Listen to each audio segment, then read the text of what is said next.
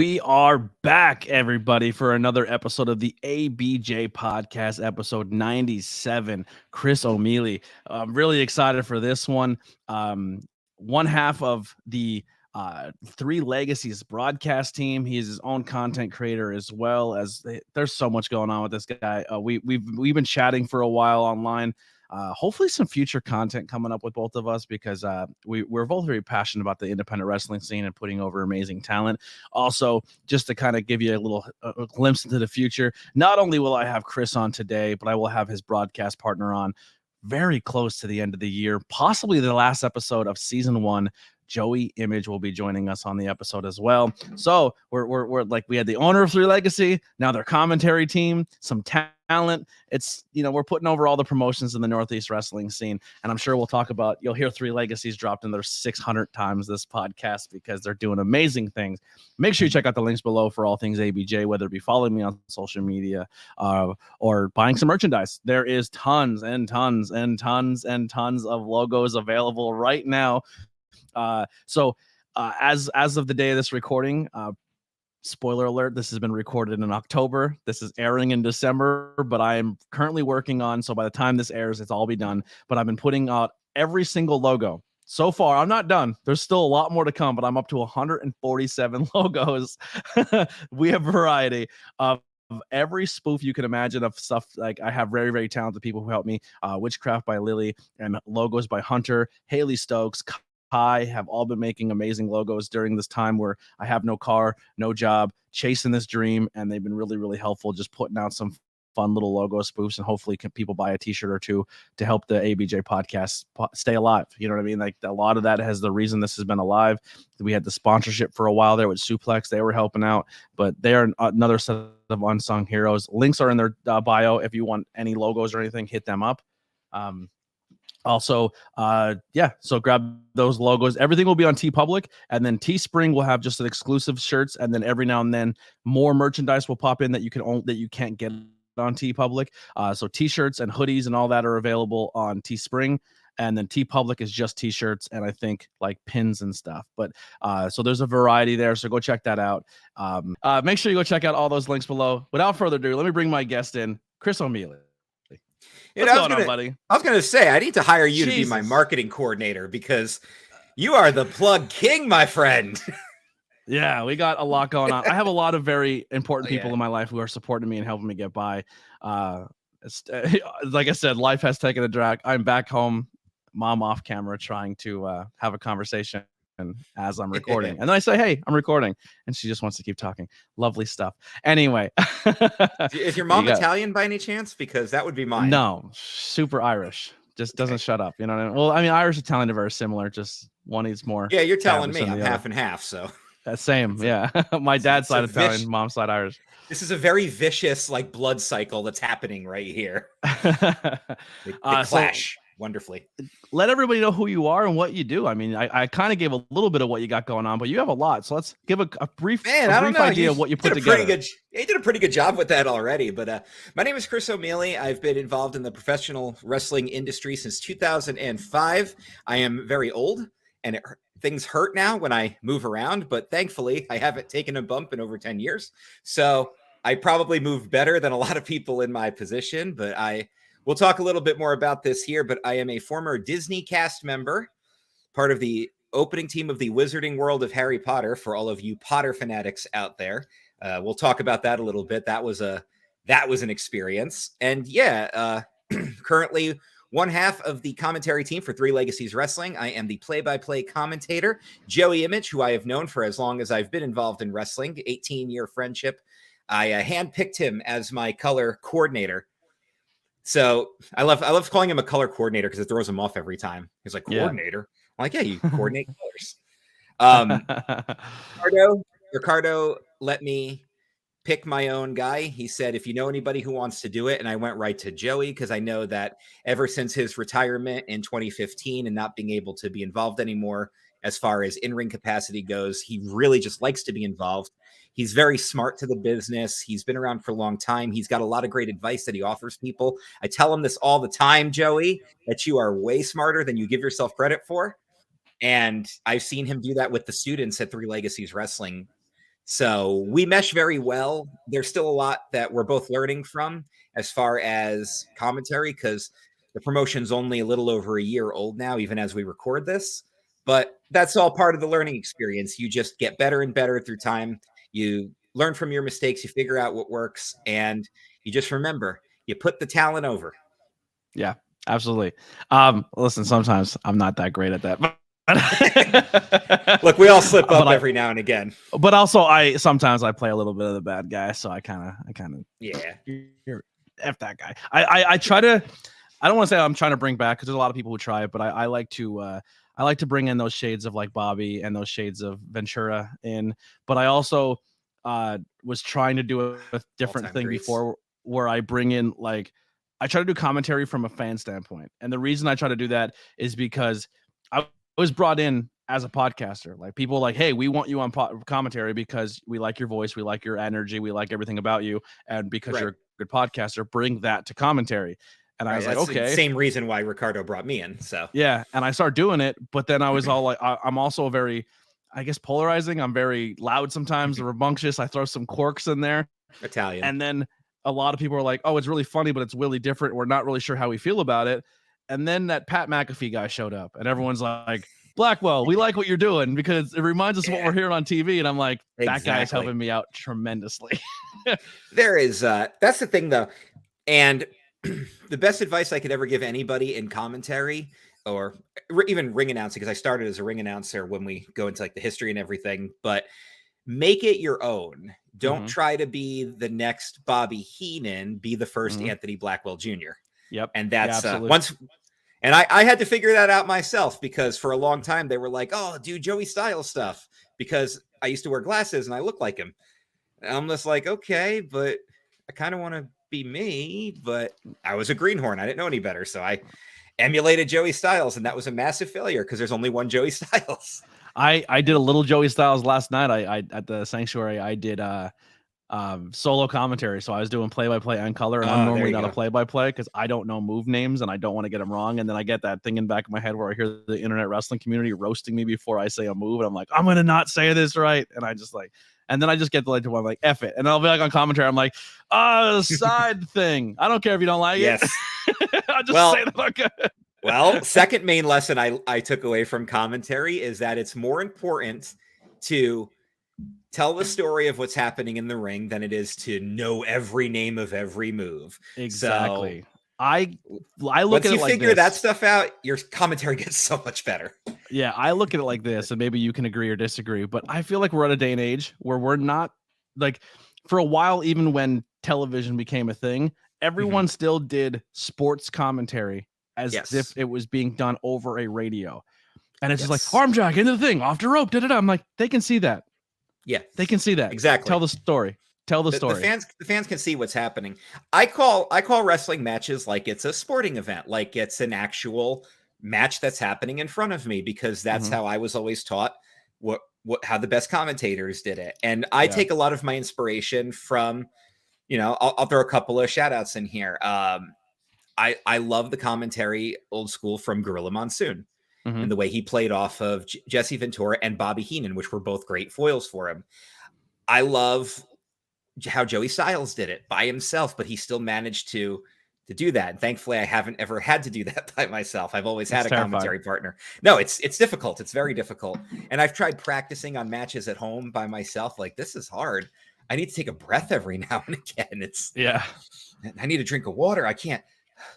Like, then you forget. Oh, it's just like running the ropes. If you're not breathing, you're gonna run twice across. You're gonna collapse on yourself. So yep. Yeah, it's tough. A lot of people don't let the match breathe too. Like, it's okay to let people, like, especially if you see the talent talking to each other, like not talking in the term of talking in the ring, but like enough so they want the crowd to hear what's being said. Commentary needs to like chill for a second and let the cameras pick that up. You know what I mean? Like, it's tough. I've done commentary a few times where someone's just like, I need to talk every single second of this match and just go. And you're just like, hey, I'm here, you want to give me a spot to interject? That happens a lot when you get a guest commentator, when you have talent sitting in with you who've never done it before, and you got to just kind of pull the Jim Ross card. Another great play-by-play guy. Just pull the, take it easy, kid. Take a breath. Yeah. Um, I won't say who I did commentary with, but there was like 5 or 6 of us. I'm not even joking. I think it was a 6-man booth for one match, that is and out of it was control. dumb. It was stupid. I don't even And they're like like, 3-man booths. yeah, and I don't see. I like a 3-man booth if it's a good 3-man booth. Like I did a 3-man booth with me, Pete DeLong, and Paul Bow, Right. and that's 3 legends. You know what I mean? Well, Besides not Pete, me, but the other 2 are legends. well, And they're then also great myself, at what they do. yeah, and then it would be like me, Pete, and um like BP, who I do commentary with Sanctuary. We did a show before, and that was amazing. Like because I bounce off really well with BP. Pete can bounce off anybody. That was a good booth. Yes. But then every now and then, like you go to a show to be me, Pete, and insert somebody here, and then it just turns into like Pete doing play by play, the other guy kind of inserting when he can, and then usually me making fun of the third guest, which is a good time. You know, I'm Well, like, we well, did if there's a 3 people, my role has to be more. Like I have to be that character. Like someone has to play a character here, and that's where I'll try to like jump in and be like more of a character guy. Like I can't yeah. stand this guy, and try to give that. So the I Bobby and always the loved gorilla. doing commentary with Chris Decker because I've he would never done it just with him. get he was so much fun because he would just get so into it, and he didn't especially if we knew we didn't have to censor ourselves on commentary, so he'd just be like, oh my god, and I'm already blanking on people's names that I've worked with in the past. Sorry, goldfish memory. Yeah, it'll happen, kids, as you reach your late 30s. Get ready. yeah. It'll happen to you, kids. I'm telling you. But we were calling something, and Decker's just screaming, "I hate this guy. He's a scumbag." And I'm like, "Are you supposed to be the play-by-play guy?" He goes, "I don't care." Yeah, I love. The best is when like you kind of come out of your comfort zone and do something different. And oh yeah, I don't know. It's so much fun. I get sometimes when people are like, I can't stand when commentary go into business for themselves. And I was like, yo, we drove just as far and worked just as hard on that show than a wrestler does. Let us try to get over. Like, we're just as much a part of the show as the talent are. Like, imagine telling Jim Ross and Jerry the King Lawler, hey, you're doing too much. You're getting more over. Oh my God. Are you God, crazy? yeah. Like, For stop real. it. I mean, that's just it. I'm going to put the talent over. I'm going to put him over big, but you know, I'm also part of the show. Exactly. And if I'm not entertaining in my own way, then why is anybody going to want to listen to my commentary? Yeah. A lot of people that too, we're just learning from. When people are like, I usually mute commentary on the independent scene, but like if I listen to you, I leave it on because you're entertaining. It's like, all right, that's a win. I like that. Like you're not muting me because there is a lot of bad commentary on the independent wrestling scene. I won't name anybody, but I've heard it. And that's another thing. I've learned to not talk over the whole match. And sometimes I just let it go quiet and let the wrestling speak for itself. And then I interject. And I think people appreciate that because I'm not trying to, like right now we're doing a podcast and dead air on radio can be death. And I've got a radio background. So I kind of had to unlearn that a little bit. But once I figured that out and I realized that, well, no, there's a visual aspect. Let the match speak for itself. Interject your stuff in and mark out a little bit too, because if you're excited, they're excited. Project that. And now that I've figured all that stuff out, I feel like I just come across very natural on commentary, and I've still got worlds of improvement to go. And that's great. You should always be improving. That's what they tell you, but I'm having fun with it too. Yeah. And I get a lot of compliments from a lot of the talent. You know, hey, I really like that line that you said. Right now, my go-to one, shout out to Zoe Cannon, one of the Three Legacies top students, by the way. First female graduate. She's out there killing it right now. I think I've seen her PPW. She's, yes. If I'm not mistaken, she was in it's PPW, so every women's match is like a 4-way or a 6-way or mixed tag. But yeah, that she was, I believe, like if I remember correctly, she's very, very impressive. She looks like her style is very she can hit hard, but she's also very like speedy. Like she has that like speedy aspect to her. Yeah. So she's got the she's kind of the girl, the fun loving girl next door type who's also like a metal chick. Yeah, I think she was a heel the night she worked PPW. I think she was a heel that night. Well, she's a baby face in 3LW because she's homegrown, because all the students work as crew. So when they graduate and start having matches, the regulars know who they are and they can't help but cheer for them. Yeah. Clayton Adams is the only one that went heel because he debuted as a heel. The very first 3LW show, very first official match, we do pre-show matches first official match was Ricardo Rodriguez and Bryant Starr. Here's some 3LW history for you. Ricardo wins the match, and right after, this big 6'9" dude comes out and just friggin' big boots him and choke slams him. I like, who the heck is this guy? And that was Clayton Adams, the first official graduate. Yeah. So that's another thing too. Heel. Someone makes a debut on wrestling. I've had situations where commentary wasn't told anything about them. And then you have the one person scrambling to like, what's his name? And I'm like, don't say it. We have no idea. We're seeing it as the fans are seeing it. If we don't say the person's name, that's part of the show. You know what I mean? Well, and I think that's something that Kevin Murphy really appreciated, because I knew he was going to be he had a big storyline with Ricardo about taking over the company. It's actually still ongoing as we record this. I know we're recording in Halloween time. You're listening to this in Christmas time, folks, but storylines are still going because this is wrestling. There's so much snow out there. It's crazy. Yeah, exactly. Huh? What? But, I lost my train of thought. Oh, the surprise entrant. Yeah, Jake Roberts Snow got in my way. My bad there. So, but Murphy appreciated that because he brought his stable of guys with him that were going to interject in the storyline. And I made sure to not only grab their names, but also some background info on them, so I could say like, "Oh my God, here come the actual Money and Muscles guys, and here's all these stats about them." And it's just, it's all part of doing your homework. Yeah, and a lot of people don't realize, like, the independent scene as a commentary team, you have to, like, I don't know how you guys are there, but like a lot of times when I'm doing commentary, I have to bring my own production. So I'm commentary and the commentary production. So I have to set up my own stuff, find a way to make it mesh with the camera crew that's there and all that. That's a blast. But also, like, you got to go backstage and you have to pick and choose your right spots to talk to talent to get their information so you can put them over in commentary while they're trying to get their match together or get gear on, or like there's a lot involved. It's a lot of work. I try to be pretty respectful about that, but there's certain times when, like, all right, guys, I can't sit here while you guys plan your whole match. So I'm just like, pardon me, I just need to interrupt 2 seconds. Let me just grab some info. Oh, you have to interrupt. Out of your way. Yeah, you're never going to get done in time. Well, thankfully, we have Babaconda Productions working with us here. Andrew Shankman, who's a wonderful production guy, it's his company, and he brings his own crew. He's got great audio setup, great camera work. And he supplies us with the microphones and everything, good professional grade equipment. So we just kind of have to show up, put the headsets on, and get to work. And that's been very helpful. That's a dream. Do you have monitors? So, okay. So, yes. Did not mean to do that. Okay. So, yes, we do. But sometimes they just plain don't work, or we can't get them to fit with the thing. So we're just like, we'll just watch the ring and make it happen. Monitors can make it easier, but in some cases they're just not practical for the setup. So we just work with what we can. And we also have a good audio guy. We have Chio Frost as our main audio guy too. Yeah. So I had one situation where we had monitors and you were able to watch the whole show through the monitor and not the ring, but we were also behind the crowd, so that helped out a lot too. But this production team also did they would do instant replays. So if something crazy happened, they would pop it back in. Like, it was like a one take thing. They shot the show as if you were watching it live, but it wasn't live.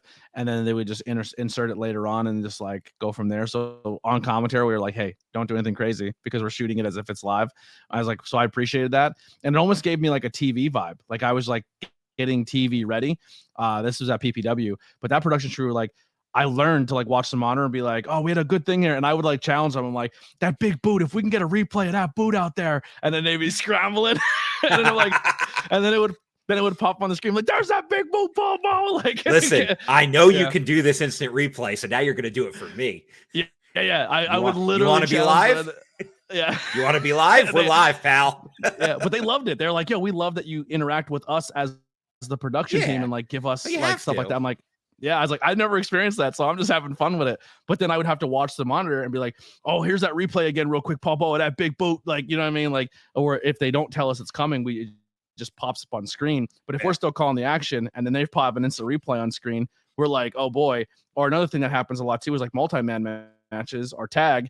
You're seeing someone get punched on the outside, but the camera crew, you have no idea what they're showing. So you're calling something that's not even even being shown on camera, and then you have to rely on in post editing. Are they going to show what you're talking about? Right. You know, so like That's a cool thing about tricky. the Babaconda guys. They're very, very good at that. And that's how we always get our commentary notes on what's working and what's not, because Ricardo's just like, man, he goes, I listen to you guys quite a lot as I'm in the editing process. So but that's good though. That's amazing. You're getting feedback, because that's an unheard of thing, and that helps you get better. And for Ricardo to give you feedback is great, because he's done literally almost every job in the business. For sure. I don't think I could say enough positive things about him. Like, just the fact that watching him train his students, here's a guy who's so patient and so understanding, and he's not yelling at anybody. He's not threatening anybody. He's not screaming. Like, he's such a mellow guy, and he's churning out these great students, which just proves that, like, you don't have to be a hard-nosed trainer to come up with the best students. You can be kind and and fatherly, like.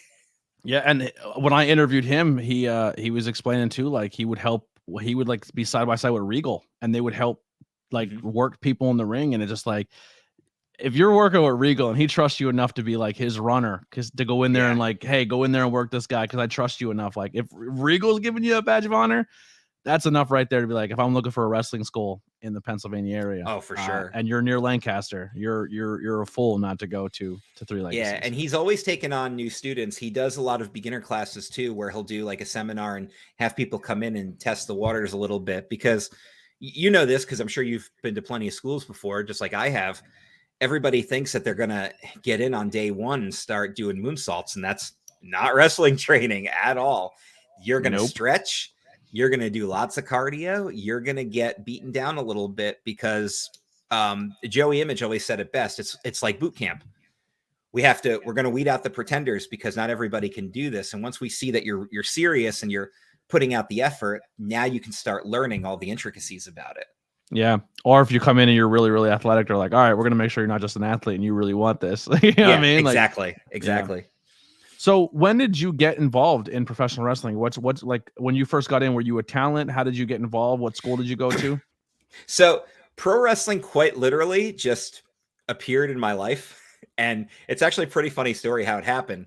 So I was in, I guess it would be considered my sophomore year of college.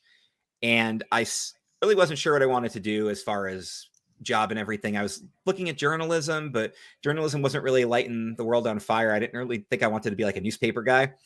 I found out about broadcast journalism, working in television, and had a really good local teacher at the school. He's actually one of the local weathermen. So he was teaching broadcasting classes and like meteorology classes, which I'm passionate about meteorology stuff too. So I was like, oh, this will be cool. I can take all these classes, learn from this guy. So my first day of class this sophomore year, I'm sitting in the back of the room. This is a community college, small classroom, 20 students or so. Broadcasting schools are never big. I'm sitting in the back row, 4 computers, me and 2 of my friends, and then this 4th guy is sitting back there with us. Small class, so our professor, Tony Salimo, he's retired now, so I hope you're enjoying that, by the way. You and your friggin' nice house that you tried to make me clean once, Tony. I would have done it if the money was good enough, though. I like money. What can I say? Yeah. So I'm sitting in the back of the room with my 2 friends, and we're all wrestling guys, like the 3 of us. And there's this 4th guy sitting with us, and Tony's like, hey, go around the room and introduce yourself. So the guy's like, oh, hi, my name is John Salinas, and I'm a professional wrestler. And we all did and he's just like, yeah, I've been a professional wrestler for about 3 years now. Like, holy crap, what? You're a what? Because those were like my pay-per-view buddies. We were all wrestling fans from high school, went to college together. We always got together on the Sunday nights and watched the pay-per-views, chip in some money, get some pizza. It's the best way to do it. Watch the show. Yeah, exactly. And that's how I met old John Salinas, Johnny Toxic. And that was actually his first year of college, because he's a year younger than me. So of course we're always chatting. We're asking him all these questions about training. He trained at Kevin Knight's school in West Patterson, and same school as Joey Image. So we're asking all these questions and everything. And I was like, man, I would love to do something in wrestling. I always thought it would be cool. Like, I know I'm not an athletic kid. I don't know if I could actually be a wrestler, but it would be so cool if I could be a manager or a commentator or something. He goes, I think you could do it. Why don't you come with me one time? I'm like, to do what now? Like, so. Could you imagine if someone walked into a wrestling school, like our wrestling thing, and you're just like, hey, by the way, I found this kid in community college. He's going to be a broadcast journalist. And the wrestling are like, it's a big title, like, that's a commentator. He's a broadcast journalist. Like, you know what I mean? Like, well, we were going to use a ring crew guy to go up there and do that. Yeah. Well, I mean, based on some of the places I've worked that I won't mention, that's probably happened before. Yep. So it was all I can remember was a Wednesday night in December of 2004. I can't tell you the exact date. It's mid-December-ish. Get in the car and we drive up to Pittston, Pennsylvania. And this is where World Star Wrestling was operating their school, Backbreakers, which Justin Glory later took over, was operating a school out of a garage in Pittston. So, of course, I met Glory next. We were like at the gas station or something, and he happened to meet us there. Like, yeah, you know, how he tells me his real name. Like, I'm like the student trainer and everything, because all the good wrestling schools had student trainers. And then I met Johnny Glitter for the first time. And it was funny because they prepped me for him too. They're like, he's going to walk in. Don't be intimidated by him, because Glitter's a big dude, and he's got the Hulk Hogan hair. Nothing on top, all long blonde in the back, but he had it dreadlocked for some unknown reason. He's a good guy, and I hope he's doing well out there. I know he's apparently World Star Wrestling is still around. I don't think they've run a show in 12 years, but they're still a thing. So, you know, shout out to them. I'm going to give lots of shout outs and plugs along the way here. Please do. But yeah, Johnny Glitter, Justin Glory, and John Salinas. It's their fault that I'm involved in all this. So everything that's ever happened to me in wrestling, I can blame it on them. I tell Salinas that all the time too. He goes, I'm not taking any responsibility for you. I'm like, nope, it's too late, man. You drove me there. This is all on you. And we'll talk about Foreman GSW later. But so I didn't have any money to actually train, but I still wanted to go and hang out and observe everything. And it's how it kind of like fell in my lap a little bit, because after a couple months of just going there and observing, Glitter pulls me aside. He goes, you know, look, kid, I see you're very serious about this, and I know you can't pay to train or nothing, but we need an announcer. I think you'd be good at it. So we're gonna have you do the backstage commentary. You're gonna be our Mean Gene. I love the way he talks, by the way. And I was like, oh, cool. I'm gonna do backstage announcing. That's gonna be awesome. And of course, my first show got canceled, because independent shows do. Mm-hmm. And I don't remember what the deal was with the next show. They didn't have a ring announcer, or they wanted to use him as talent instead, because it was a talent they were using as a ring announcer. They're like, well, screw it. We need a ring announcer, and that's you now. I was like, okay. So you went from mean to Fink. That happened on a Friday, by the way, for a Saturday show. So I had like a crash course in ring announcing. Yep. And May 14th, 2005, at the Matamoros Firehouse in Matamoros, Pennsylvania, in front of 50 raving fans. That, for me, that should have been 5,000 fans, because that's how I felt going out there. And I was a huge nervous wreck. But man, I had such a blast at that show. And I still remember that show like it just happened yesterday. And it's been almost 18 years, which is terrifying. I went to a show. I was supposed to be a host, but not a ring announcer, just a host, like go out there and do a bit and leave. You know what I mean? Type one of those deals. Right. Which was kind of what they were going to do with me. Yeah. So I show up at the show, but they're like, hey, before the show starts, can you go to the convention that's around the corner and work the convention all morning, hand out flyers and get them to come to the show that's a couple blocks away?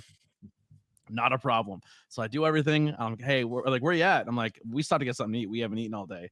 Well, can you get here quicker? I was like, I guess, like, we're on our way. We walk in the door, like, by the way, you're ring announcing today. And I go, what?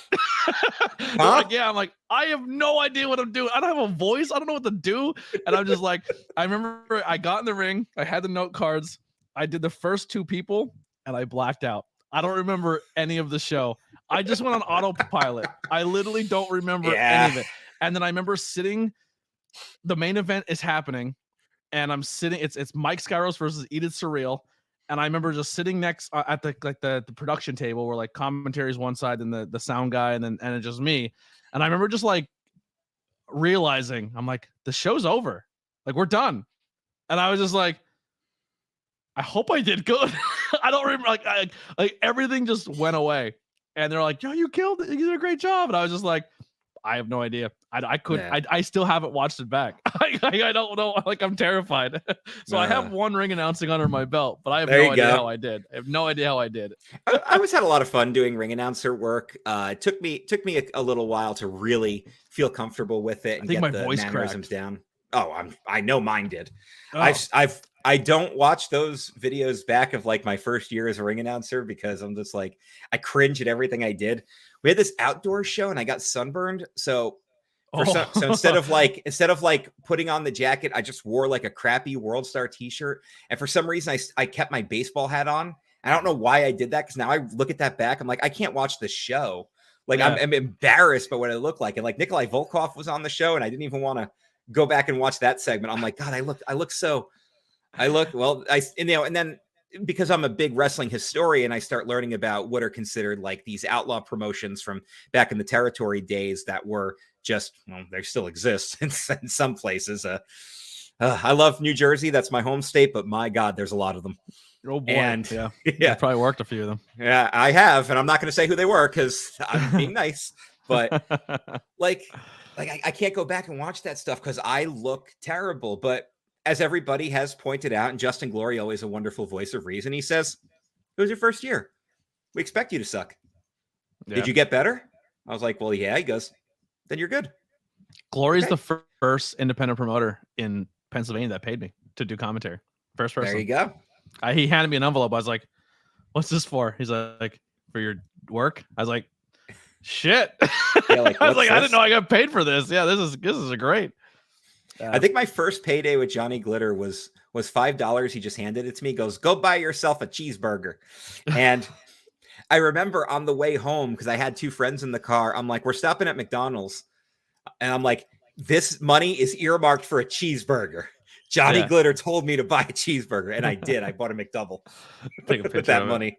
Yeah, I think I did actually. I think it was probably on my MySpace page. Good Lord, I'm dating myself now, but I'm almost positive I took a picture of the cheeseburger because I was so excited for like my first payoff. Yeah, that show was fun too because that was I would have bought a beer. That was my second ever. That was my second ever show. That's where I met Joey Image, and that was Luke Gallows' last show with World Star before he went to OVW. So we were all excited, like, oh, this is so cool. Drew's going to the big time. What's he going to do? And then he did the fake Kane thing, and we're like, oh, this is cool. He's going to get to work with Kane. And then the whole May 19th thing was him.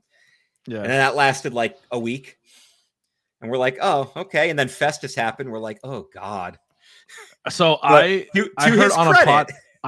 podcast, he has an 8x10 that he sold. So the Festus thing happened, and he went back to the independent scene, and he would sign 8x10s of him as Festus, giving a big boot, and his testicles hanging out of his shorts, and he would sign it and hand it out.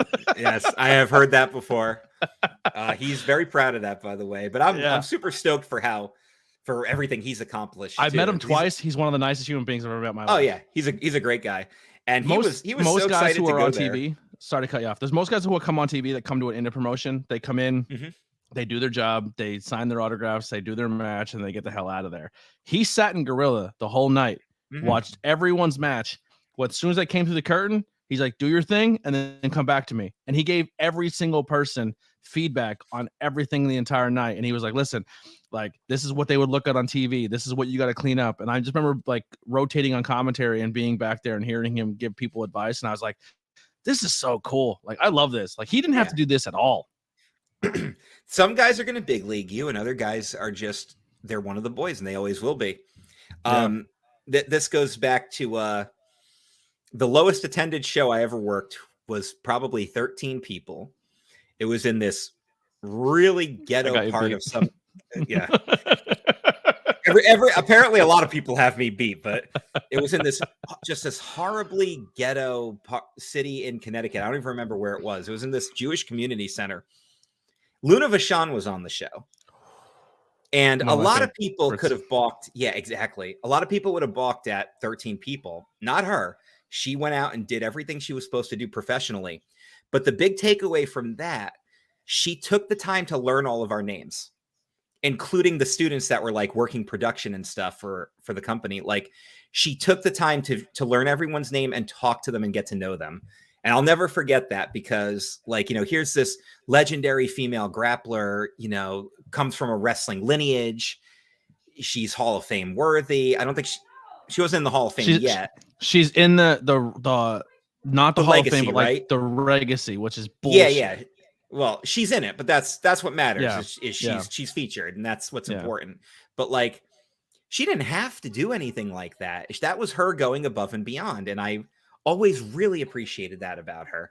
And there's been a couple of guys that like Tito Santana. When I went to go collect his info for ring announcing, he had like his manager who was with him talk to me instead, and I thought he was kind of like big league in us because he was kind of like over in the corner, private and everything. Turns out he's just shy. He was just shy and nervous about talking to people. And once he warmed up, he was one of the boys. Mm-hmm. So I've seen that too, where people are super shy and then they are people have a bad experience. Like, I hate that guy. I'm like, you had a bad experience with him? They're like, yeah, he did this, and this. And I was like, you got him on a bad day, because I met that person a few times and they're the coolest person ever. Yeah. I haven't worked with that many people that like have really rubbed me the wrong way on a consistent basis. There've been a couple, obviously, but most of them have just been the rival promoters who went after GSW and tried to mess with those shows. And we can see how well they're all doing now. So, by the way, don't ever start a promotion. I don't recommend it. 3D. I'll give you a little hint. 3D. One of the members of that team. Not a fan. Gee, I wonder which one. Yeah. I wonder which one he's talking about. I got a 50-50 shot. It's like, it's like playing the table. Yeah. The one, well, the guy that gets the tables is a good guy. The other one, not so much. Yes. For sure. So let's dive into that. To hit, like, you guys started Garden State. Or, well, I'm sorry, GS. Go ahead. I'm sorry. I'm having GSW. Yeah, not GCW. Yeah. Can't take credit for that. They started GCW, guys. No. Yeah, I know. Wow. I'm not seeing any. Well, that's where I met you. Was kind of before you go into the beginning. How we first met was the end of that GSW promotion. Like, really, like literally right, like weeks before the pandemic hit. Do you remember that conversation? Because we had that conversation. You, me, and Chris Decker. We're like, this COVID thing. Do you think it's going to get bad and affect independent wrestling? And well, spoiler, it did. Yeah. So the funny thing is, that was one of my first introductions of like coming to a show and trying to get content. And I remember they're like, locker rooms there, just set up your stuff in a locker room and do your interviews. And I walked in and everyone's changing. And I was like, looked at my buddy. I'm like, we're not getting a second of content here. And I'm like, why? I'm like, because we don't belong in here. Like, we're not part of the team. No one knows who the fuck we are. And we have a camera and everyone's changing. So I just packed everything up and we stood outside and we just watched the show. And it was one of my favorite shows. I would like, to this day, it was one of my favorite shows I was a part of. And I got to see a lot of cool talent that night. Yeah. A lot of cool people came out of GSW. And there's so many cool people that I knew from World Star that got involved with GSW. Like the talents I met really early on before I even worked a show, Matt Turner, Mike Collis. Then I would meet guys like Brad DeMeo and Eric Pinhat, Ref Matt. Ref Matt Derline. Like, these just fantastic guys that are just so good at giving back to the business and just so good at giving back to the young talent. And they do it because it's fun. And then, you know, a lot of homegrown GSW talent that came out of there from maybe not like homegrown GSW guys, but they got a lot of notoriety here working with guys like Brute Van Slyke and Jay Freddy, Bo Nakota. Always a good time there. Adina Steele, who is phenomenal, and she's such a huge rising talent. Kit Raff, like, so many great guys. I'm going to leave a bunch of people out, and I don't want to do that, so I'm going to not go into too much of a name game here. My first logo for my podcast, for Tornado Tag Podcast, was a photo of a girl German suplexing a dude, and it was literally taken from the Adina Steele Kit Raff match from that's awesome the reunion show. And then Chio's daughter actually took a photo exactly of the German suplex, and then sent me the photo, and then I got to redo the logo and with an artist, and then did a cartoon version of Adina and Kit, and then actually put that as a logo out there. That's So it was like awesome. my first match, my first intergender match, my first everything, and they weren't even dating yet. They were just wrestling each other that night, Right. and now they're like a power couple. But like, yeah, that was for me, the introduction to independent wrestling was that show, that reunion show, and seeing those two go out there in the beginning, and just like, I was like, it didn't feel like a guy versus a girl match. They went out and just kicked the shit out of each other, and I was like, this match is fantastic. Yeah, I want to. I gotta get with Ricardo about doing more of like the power couples of wrestling, because we work a lot with Facade and Danny Moe, and we've done shows with Victor Benjamin and Lady Frost. Like, I want to book. I mean, them you just forgot an amazing couple. I'm just saying. You're talking about, you didn't, the fire starter. Was it law? What was their tag team name just last night? Fire, the Law of Fire. I don't know. Journey Burke and Junie Underwood. Yeah. Which are, by the way, two more talents. I hope everybody's watching, because they're on it. They're on a huge tear, and they're phenomenal. But like, there's like these cool power couples that we can work with. So I want to bring in Adina and Kit and have them tear through the roster as heels. Maybe I can manage them. Yeah. You have to fight. I think you'd have to fight somebody for that manager spot, though. I think Kit has a manager. His coach. A strong bad. I'll put on the strong bad match and just pretend I'm coach. Your pants have to fall down, it doesn't count. Shout out to Coach, by the way. What is fatherly duties and everything. Yeah, shout out to him, sweetheart. He's awesome. So, GSW was actually born out of World Star Wrestling frustration, as I feel like a lot of people start promotions for this very reason. I'll tell you the whole story of the match I was going to have that never had. My one remaining goal in wrestling is to have a match, and that was the closest I ever came to it. I'll tell you that story in a minute, but a lot of frustration was happening, and we all could tell that Glitter was starting to write us off. Like, he had new talents coming in, and he was kind of using them. So like, we did like I did half the show, and then a new ring announcer came in and took over the other half, and it was to give me a break and not overwork me. And I'm like, no, you're phasing us out. Not going to bury anybody here, but John got into an altercation with someone in the locker room who specifically waited for Steve Corino and some of the other guys to leave before the fight happened, before he went and confronted John, and then he smacked him. And we were done at that point. Because John and I had rode in together, and he goes, on the way back, he's like, I'm done. I'm not ever working for that again. And I said, well, dude, I don't want to go back either, because I don't want to go back without you, because I don't feel safe there anymore. Like, John's my boy, and they've already pushed out other people. I hadn't seen Turner or Collis in forever. I hadn't seen Image in forever. Like, they weren't using any of these guys anymore. Yeah. So I saw the writing on the wall. John saw the writing on the wall. John felt the wall. So we were like, John's like, we could do this ourselves. I'm like, okay. But we started in Jersey because you don't need a license or anything, or a doctor or anything for Jersey, which is why there's so many promotions. For now, that might be like, this will be a change for the better. Let's be real here. It's going to put a lot of people out, a lot of people that shouldn't be. But I like how the people who are going to get pushed out are like, we're just going to keep doing it until they say something. Like, they're going to start saying something. Oh, they'll say something. but once again, realistically, possibly new people in charge of the athletic commission in Pennsylvania as of 7 days of this recording. So maybe some stuff changes in Pennsylvania. We'll see. Yeah. But, I don't remember how Garden State Wrestling came about. Obviously, it's Grand Slam when it moved to PA, which I love that they kept the acronym and everything. But I'm pretty sure that was John. I don't think that was Decker, because we were the three original creators. And I just don't have that kind of like memory bank and everything. But we got together. We found a building. We rented one of Gino Caruso's rings, because that was the best guy that we knew, the best local guy. And then we just called people that we'd worked with in the past until we had enough people for a card.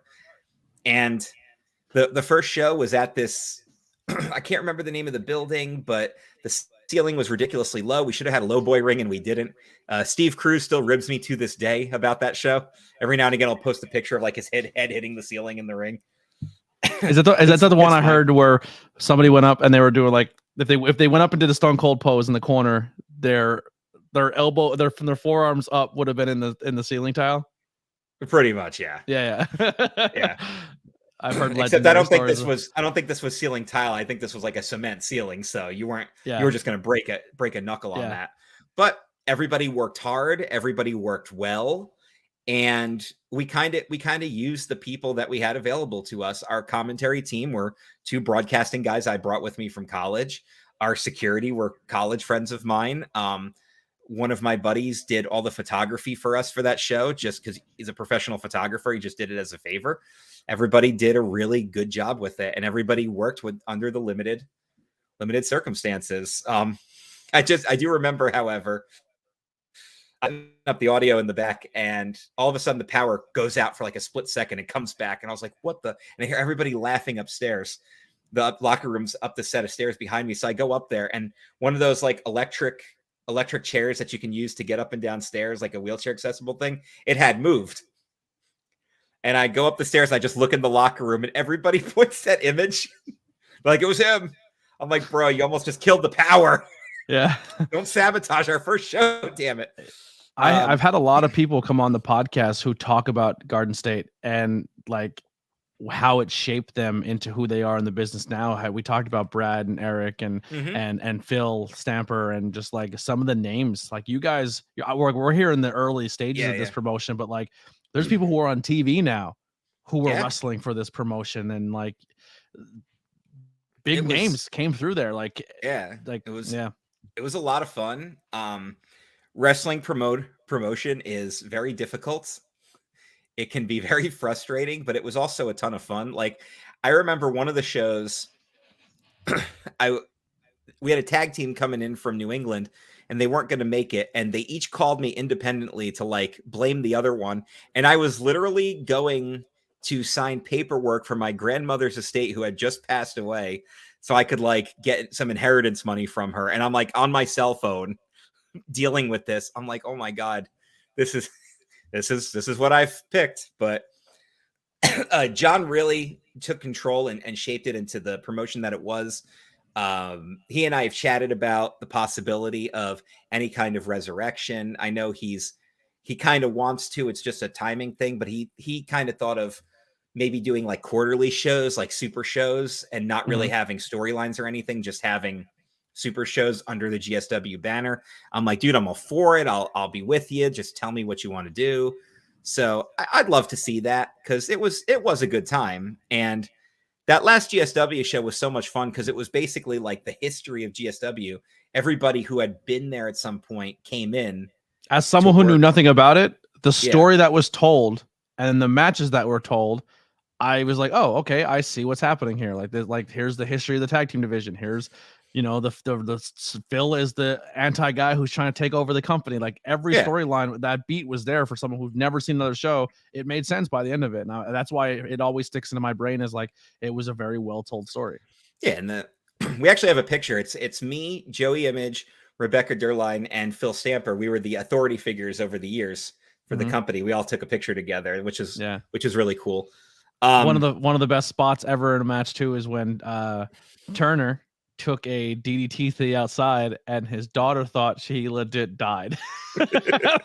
I know. Oh, that's always rough. Yeah, that's always rough. It's always rough when the kids. I've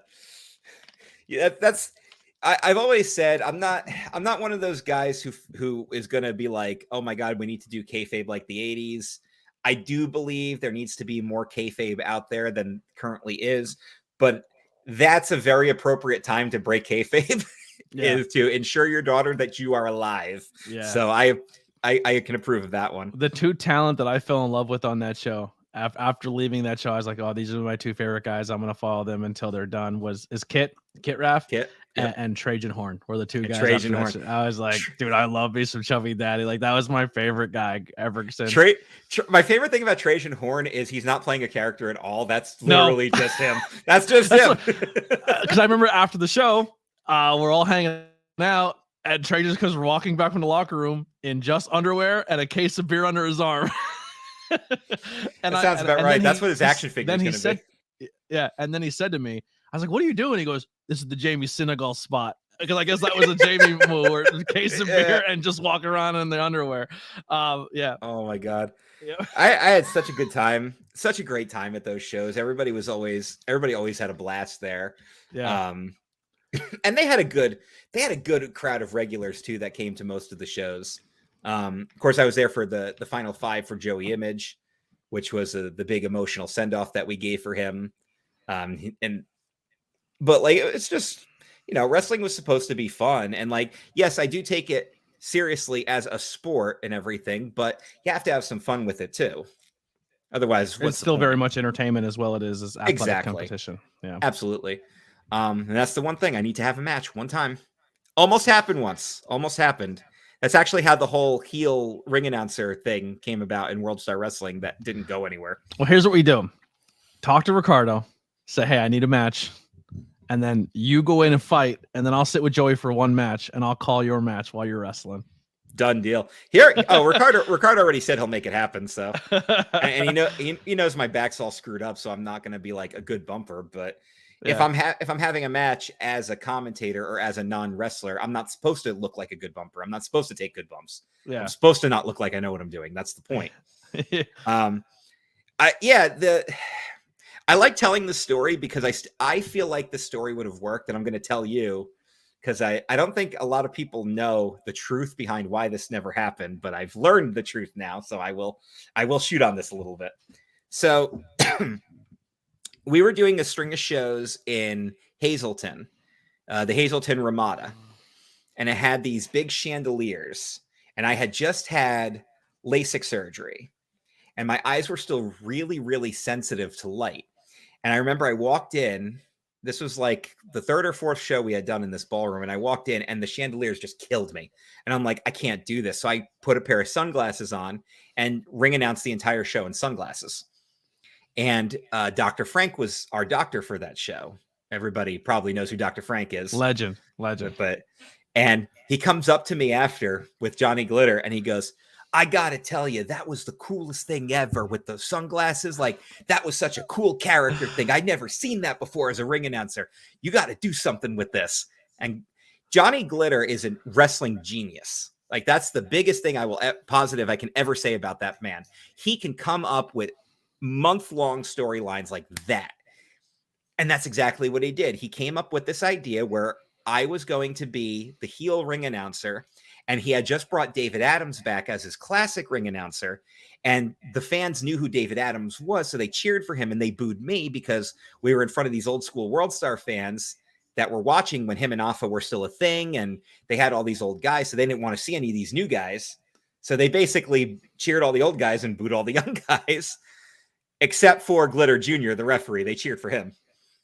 But so we were going to use that natural reaction, and they were going to be like, we're going to do like a 5-minute ring announcer match. You're going to get in his face. He'll get in yours. We'll have you guys fight. He'll beat you, send the fans home happy. We'll teach you some basic stuff so it doesn't look completely garbage. Okay, cool. I'm all for it. And then David Adams just dropped out, and I never saw him again. I know he still does stuff. I've just haven't seen him since. Yeah. So I still really wanted a match. So Salinas and I came together and we pitched an idea.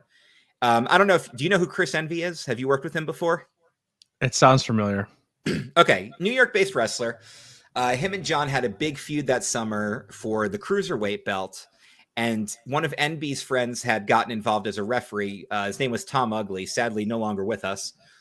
And he was going to turn heel, be a heel referee, and I was going to turn heel and be a heel ring announcer. And we were going to all kind of align with John and go after Envy. And it was going to be like Envy versus the world kind of thing. The match that was going to come out of that we pitched was Envy. Every time he would win the belt, his oldest daughter was always there, and he'd pick her up and hold her up. She'd hold the belt up. Everybody cheered. And then John would like rip the belt out of her arms. And that would get huge heat because I thought you were going to say that they doomsday deviced her. Oh, that would have been. Yeah, that's how Envy turned heel. He doomsday deviced his own daughter. Picture up in the grown man clothes. Oh my God. I don't think we could have gotten away with that one. maybe in Philly we could have gotten away with that. You can get away in Jersey. Come on. Yeah. But this was Northeast PA. They're not as they're not as rabid up there. They're not as fun. Take it down to the 2300. We would have had that locked in. They would have been cheering for more. Oh my God, that's friggin' hysterical. So the match was going to be John and I versus Envy and his daughter. And we laid out the whole match. It was going to be nice and simple. John and Envy would run spots. Envy goes down. He tags me in. I come in. I start getting offense. Envy makes a comeback. I do the cowardly, like, hug John in the corner, like, tag him back in. They run spots again, take down Envy. I come back in, but this time something happens where I can't tag John out and I'm stuck in the ring with Envy. He hits me with a move that would have been safe for me to take. I was going to be a knee breaker. He was going to pick me up and just break me over his knee. And then he was going to splash me off the top rope. Nice, easy stuff. I can take that. Even if he botches the splash and hits me, it's not like I have to do anything crazy out of that. Mm-hmm. We practiced it. It was good. And then he's going to tag in his daughter and his daughter's going to pin me. I'm the non-wrestling heel. So I'm going to get a tremendous amount of heat because everyone's going to laugh at me. The little girl pinned me. John and Envy aren't affected. And the little girl wins the match and wins the day.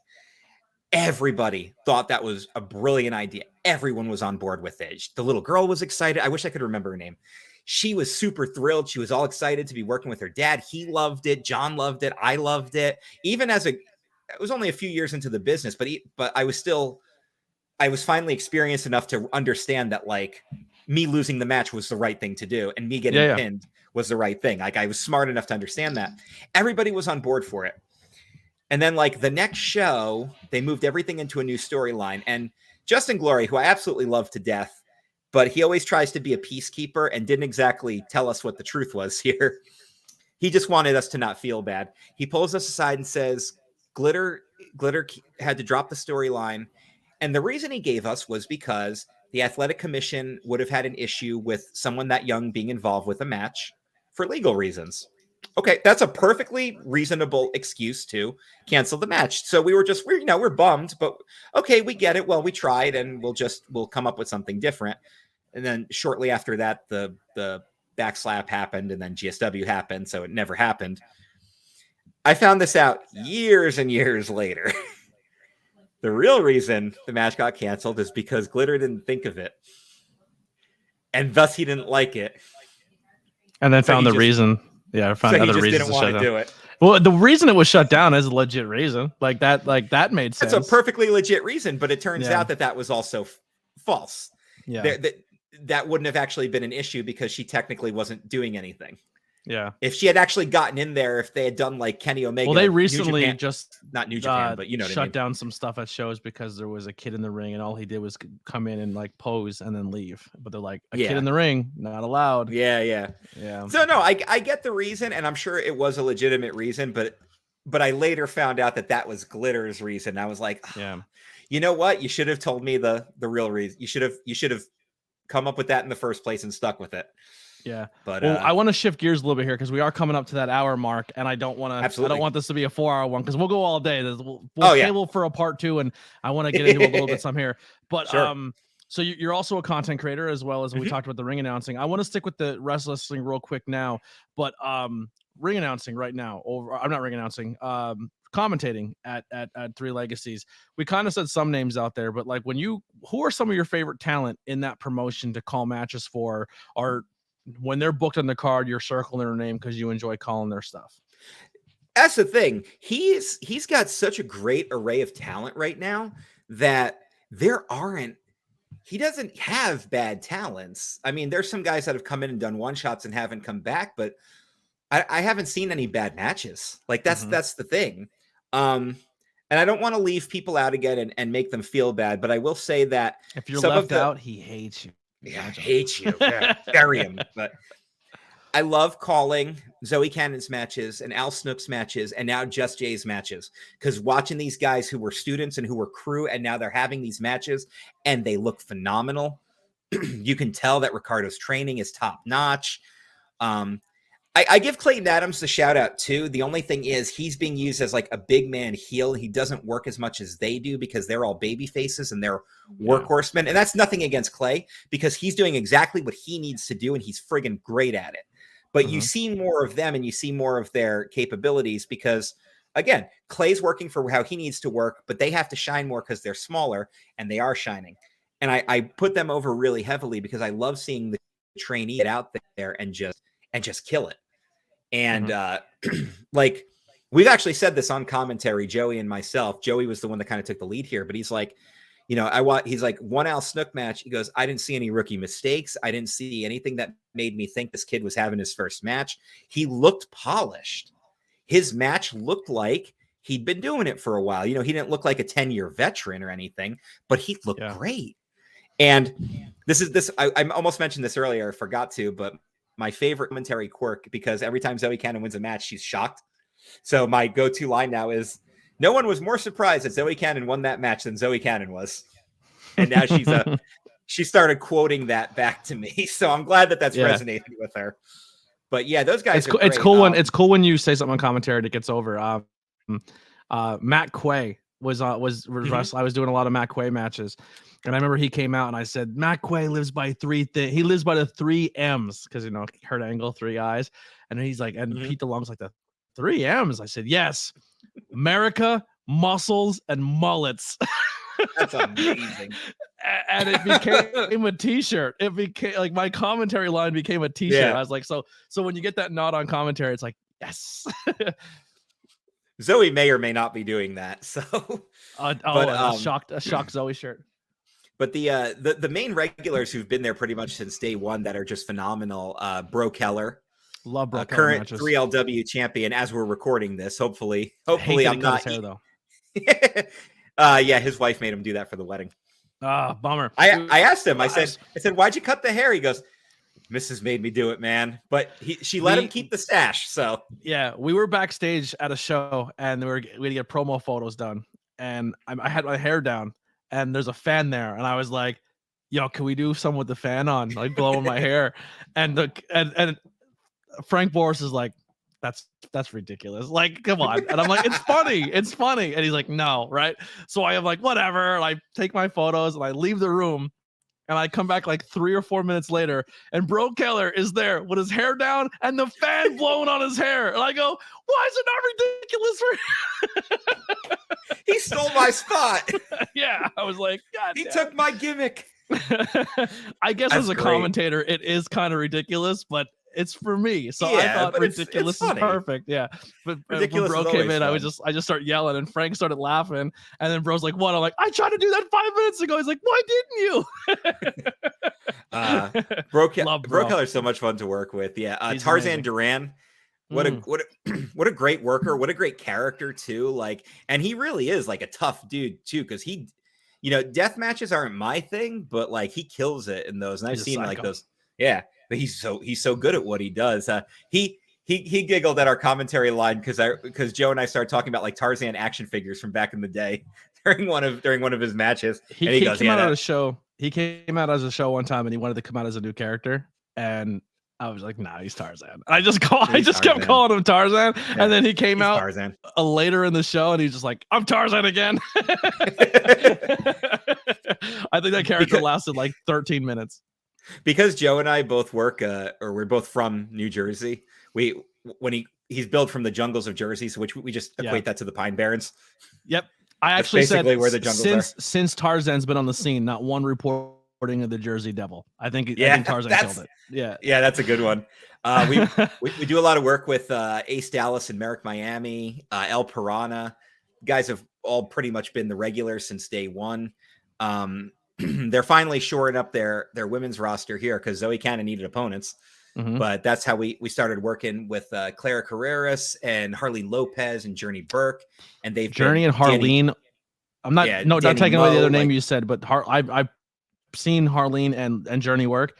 They are bright futures. Harleen is I've never seen someone more passionate about the business than Harleen. Like I interviewed her on this podcast. She was like emotional talking about this industry. Like she's in it to win it. She's so phenomenal. She was we had her in the Red Rose Rumble, and she got to body slam Bill Bane. Yeah. Which I think that was his idea too.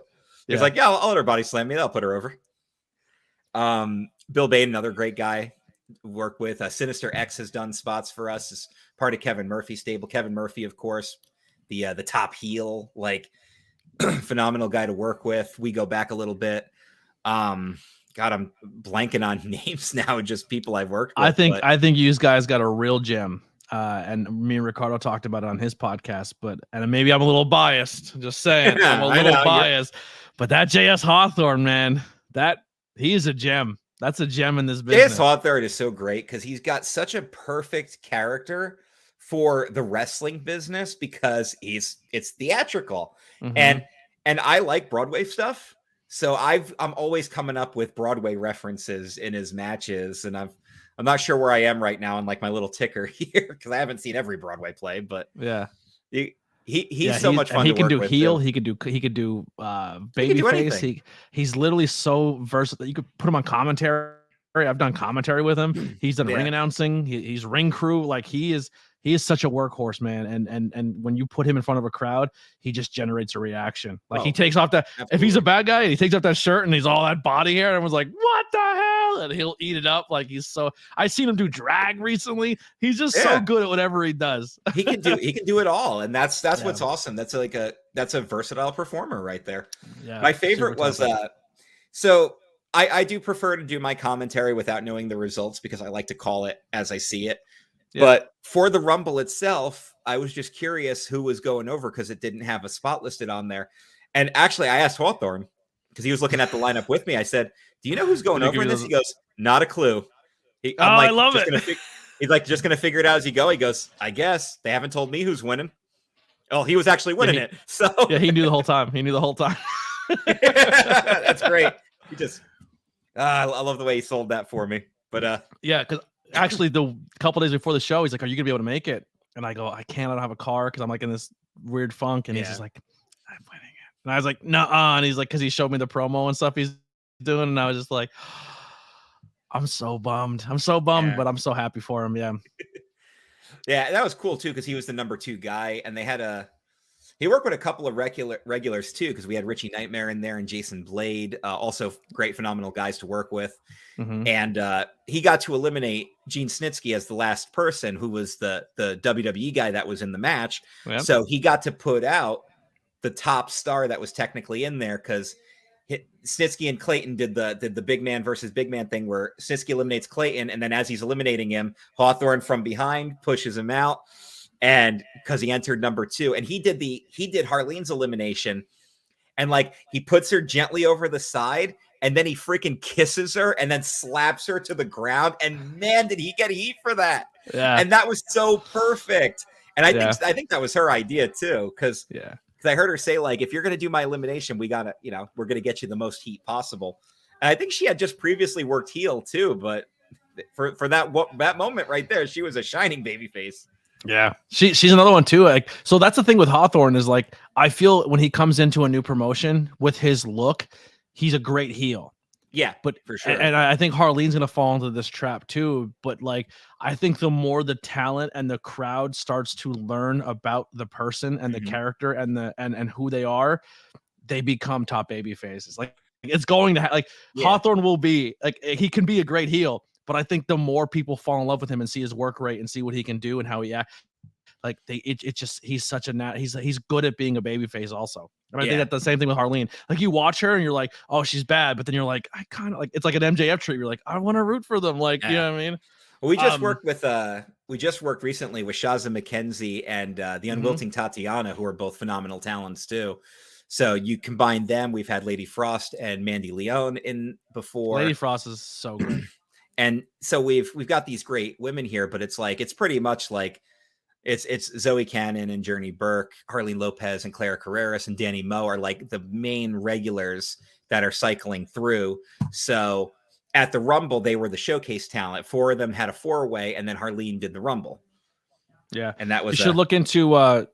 She's probably booked up a lot though, but maybe just putting a shout out there. Another female talent I'm a big fan of and her work. We already said Adina, but 2 other ones I always say if you need strong people for a division. Christina Marie, but it's tough to get her because she's worked so hard. And JC Storm. Yeah. I'm a big JC Storm fan, as well as Cosmic. She's another one up in the New York scene.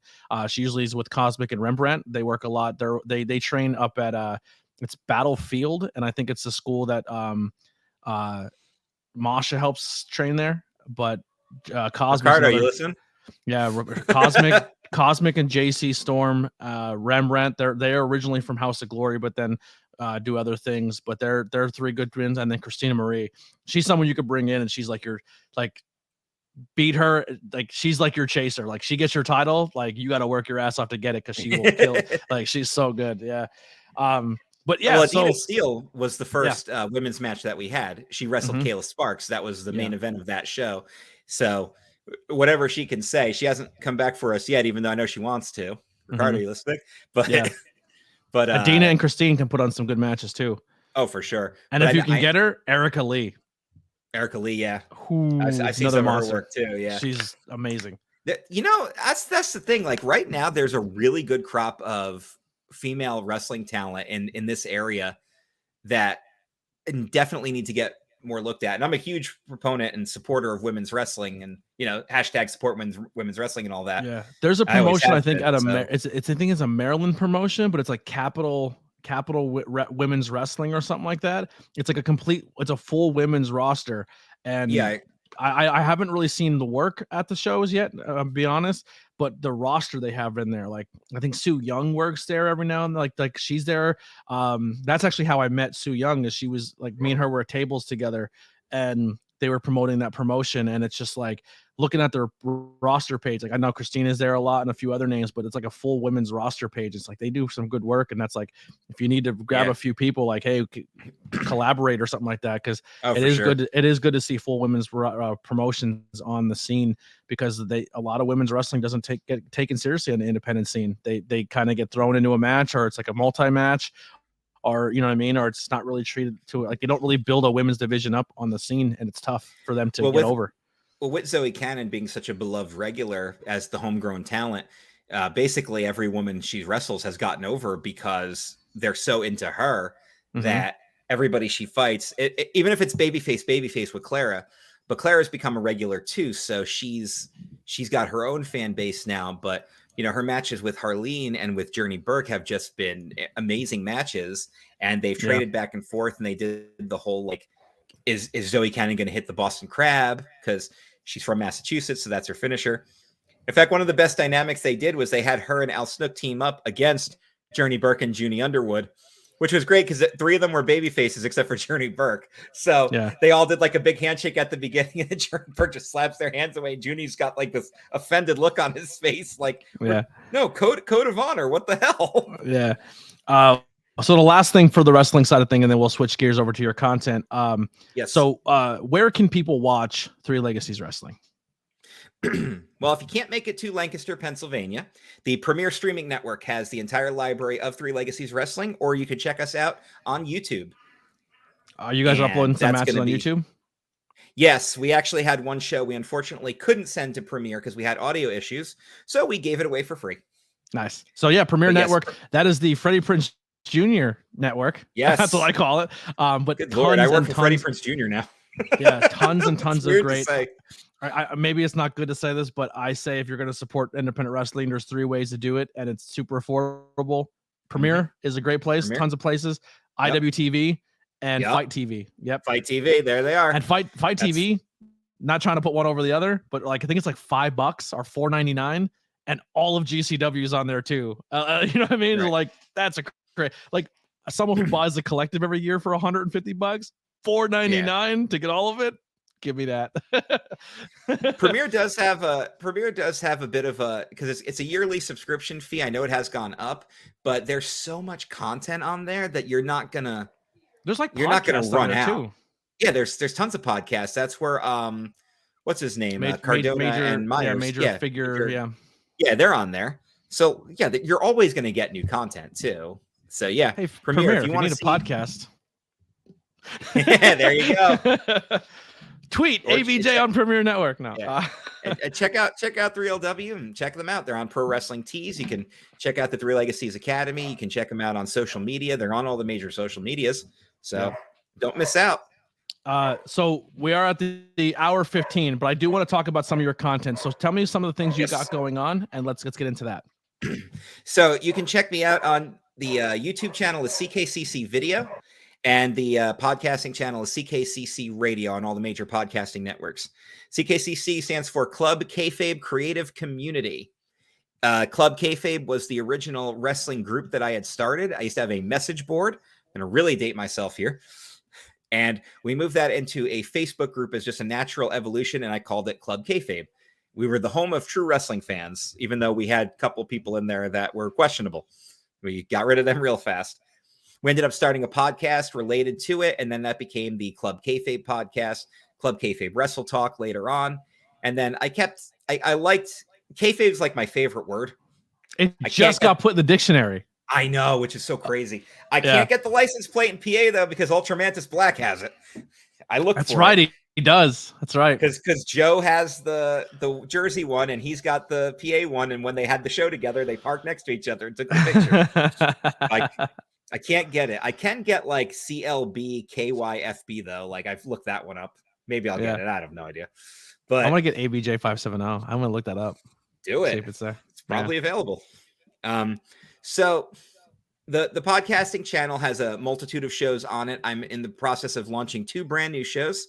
One has not been titled yet, but it's going to be an evolution of a show I used to do called The Nerd Table, where we just get around and discuss nerd stuff. Love it. And 3LW is actually going to be sponsoring us. If you need a guest, I like nerdy talk. Well, absolutely. And we're bringing in 2 of our female friends are going to join us here. It's going to be 5 of us on the round table, or as I called it, a pentagon, or as my buddy Eric called it, a pentagram. But we'll see where we're going with that too. I still fit in. There it is. Yep, there it is. The Not So Humble Broadcast is going to be a one-on-one interview show, and I came up with this concept. I actually used to have an old podcast where I just interviewed my friends and talked about cool stuff, and then later on, I saw you did a show called Interviews with Everyday People that I thought was really cool, and I liked that concept. And then I was kind of going over all the cool stuff that I've done in my life, and I realized, man, I'm, one out of 8 billion people. Think about all these other great stories that are out there, and nobody's talking to these people because they aren't quote unquote anybody. But now that I know so many cool people who've done stuff, it's time to have them tell their stories. So of course, love that. Ricardo was kind enough to agree to be interviewed. So he'll be on your show. You'll get to see him on mine. 3LW, of course, as one of the sponsors. One of our other sponsors, the Future Is Now Coalition, a company that I work for. Still growing, by the way, still growing. Now we're in a really weird transitional period where we're about to blow up. And maybe by the time you guys are hearing this, we will have blown up and started hiring more media people. Just throwing that out there. More media people. We're going to definitely need them. But I'm working with the media team here. We're actually changing the face of American politics, which seems like an impossible task, but we're actually pulling it off. And the second we get funding, which is why we've launched an Indiegogo campaign, we're gonna be off to the races here. The founder, Travis Miserol, is going to be a guest on the show as well, so you guys can check that out.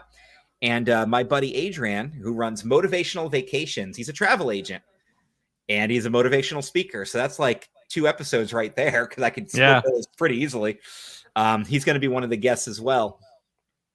But I know I've definitely talked to you about this, not trying to blow secrets or anything, but we've talked about having you on, and I've talked to a couple other people. So I've got the content ready. Really, at this point, it's just getting the show out there. By the time this airs, it's probably out there already, guys. So it's CKCC Radio. We're on all the major podcasting networks, and there's other shows you can check out too. My buddy Jeff has a show called Real Paranormal Talk, where he talks about his actual experiences as a paranormal investigator and discusses ghost stories, everything from legends, cryptid legends like the Loch Ness Monster and the Jersey Devil. I love cryptids. Cryptids. Cryptids are awesome. And I've been on a couple of those episodes before, and he also does a show called Ranking Tracks, where he takes an album, listens to it, and then ranks all the songs on it from his least favorite to his favorite. And he does a lot of different genres too, which is a lot of fun. So there's a multiple of platforms and stuff coming there. The YouTube channel, I'm actually working on a game show called Trivia Battle Royal, where I take a bunch of contestants, I ask them questions, and whoever gets the lowest scores, I boot them, and we keep going. I love that. If you like game shows and playing game shows, you should definitely go check out my Discord. I have a guy in our Discord. I'm in your Discord. He hosts game nights all the time, and he's very good at it. He's also my logo guy. Much fun. Yeah, logos by Hunter. Check him out. Yes, game shows are so much fun. So you guys can check that stuff out. And I have a ton more content I'm working on. Some of it might be up by the time you guys are seeing this. It's just that because I'm working the 2 jobs, I want to give a shout out to the Inn at Leola Village, the hotel I work at, who promoted me to projects manager, a huge promotion. Nice. And I want to give them a shout out too, because I'm actually, even though I've really, the hospitality industry has beaten me up over the years. I want to give them a shout out for being one of the best hotels I've ever worked at. Phenomenal management team. Everybody works really well together. They care about the place. It's a Forbes rated 4-star hotel, and they act as such, which I appreciate because I worked at another 4-star hotel in Orlando that didn't act like that at all. So, but yeah, and so shout out to them. So to Fink and the Inn at Leola Village and Motivational Vacations, and of course 3LW, check them out, guys. They've been phenomenal. They've helped me a lot, and they'll help you. Yeah, great promotions. Thank you so much for doing this, man. There definitely has to be a part 2 because there's a whole nother layer to like the Disney side of things that we haven't covered. It's going to be really crazy when people hear like the stories. Like I've got a ton of stuff. Like maybe we can try to do like an interactive thing beforehand so people can ask questions, because there's a lot of rumors out there that I'd love to quench, but there's a lot of stuff that's true that I think a lot of conspiracies too. Oh, there's what's going on that island? There's a monster on that island. The government was yeah, his name is Mickey. Yeah, he's a tyrannical beast.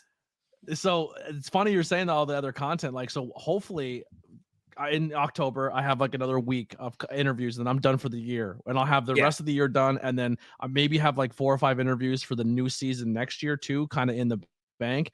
But I want to start doing like the Not Cool in High School again, and the Banging Beers, and the Not Cool in High School horror that I spawned but never really did anything with, and then the tornado tag. So I want to start doing like movie reviews. So I'm gonna like bring somebody on, be like, hey, what's your favorite movie? Let's watch it, not on the podcast, but we could watch it simultaneously, or if we watch it together, and then just kind of talk about the movie and review it. So that's coming soon. Album reviews. The first one I'm doing is the new Blink album. So by the time you watch this, that'll be. You believe that, already. Man? Like, what year is this? Dude, have you heard the 3 songs they released so far? I actually have. Yeah, I'm good. I'm digging it. Yeah, I'm digging it. Huge Blink fan. But yeah, so do you remember? This was recently. Well, not that recently, but like Blink had come out with a new song, and like Jimmy Eat World had a new song. Yeah, and I was like, what's happening right now? Where did these guys come from? They've been later on in that month. Blink's coming out with an album, and so is oh my goodness, just had a brain fart. I can't help you with this one. I'm not sure who else is coming out with a new album. Why am I not? I'm like dying here right now.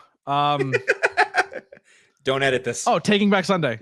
Yeah, Taking Back Sunday. Yeah, so they're coming out with a new album. So yeah, but yeah, so we're very similar in our passions for wrestling and pop culture and all that. So for sure. So definitely link up with both of our channels. You'll see us cross promoting. And the thing I want to start doing too with Tornado Tag, we're probably going to maybe recording it either this week or the next week, but we're doing like an independent spotlight. I kind of like you're doing that on social media. I think it's very, very cool that you're doing that, where you pick somebody, you get a small write-up. I think it's awesome that you're doing that, and I want to kind of showcase that on Tornado Tag. So we're going to start maybe bringing you in, and like each of us pick like 2 people, and we talk about why we like them and why people should be watching them, and get more eyes on the independent wrestling scene. Oh, and shout out to Andy Hedder, who encouraged me to actually put them in an album.